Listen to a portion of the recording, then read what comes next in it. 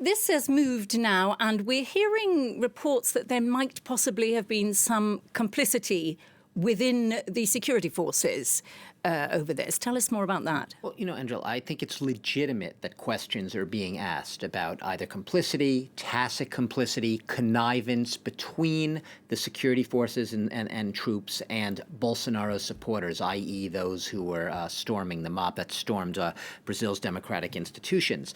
But I think you have to be very careful here because, look, it's true that for weeks, after the election, after Lula won that narrow victory against Bolsonaro, Bolsonaro's supporters were camping out in front of military barracks, and troops did not move to try to clear them away, did not try to move them. They let these protests go on. And even in the early hours, as the first images came through of these protests, we saw what seemed like a very, very paltry police presence. We saw some police using tear gas to try to drive the protesters back. But there was this sense that they weren't doing much, that they were outnumbered, leading to questions. Was this deliberate, despite abundant warnings? Were the security forces too much a light touch, which would lead to further questions? Does this mean they sympathize with the supporters, with the people mobbing these buildings? It means that they actually wanted them to give them a free hand in carrying out their attempted coup.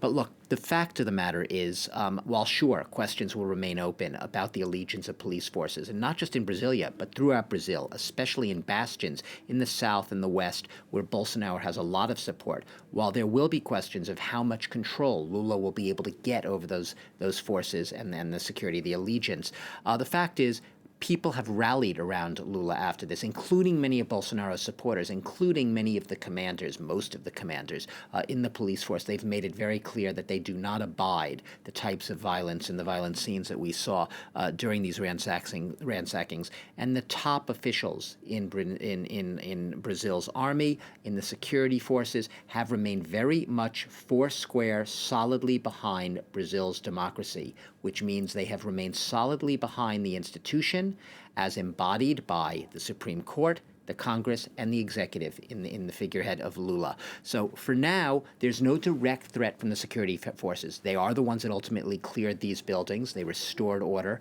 They proceeded to make hundreds of arrests after the violence. There's nothing to indicate that there's a direct threat, or especially what Bolsonaro supporters wanted, Angela, which was for the army. They were hoping that the army would intervene and overthrow Lula and bring their champion, Bolsonaro, back to office. That has not happened. No indication it's about to happen. Yeah, and then do you think that all of this has in some ways strengthened Lula's hand? He's definitely, in the hours after this, gotten a boost, right? Because he became president a week ago, right, in an extremely bitterly, deeply polarized country with a lot of questions raised. How is he going to be able to pull it off going forward? If this has strengthened its hand, it's done in the sense that, like I said, even Bolsonaro's allies have been appalled, aghast, if you will, at the violent scenes, and none of them say that they condone that type of violence in the name of their cause. At least they're trying to disavow or disassociate themselves from it. To that extent, Lula does right now have wind in his sails. We have seen him in recent days. In the past day, we saw him walking with the leaders of Brazil's Congress, both chambers of the Congress, the Supreme Court, from the presidential palace across the Three Powers Square, which was the scene of those riots. So a very strong symbolic statement from the leaders of the pillars of Brazil's democracy that they are behind Lula, they are behind this executive. He is going all out to make it clear that those who, as he sees it, and he blames Bolsonaro for inciting them, attack Brazil's democracy, they will be investigated.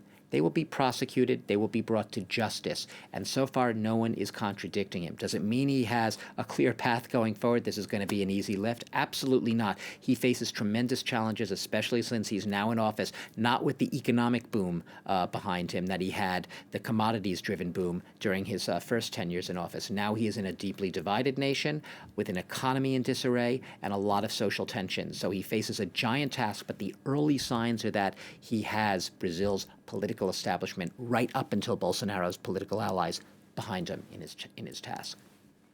Thanks very much, Doug.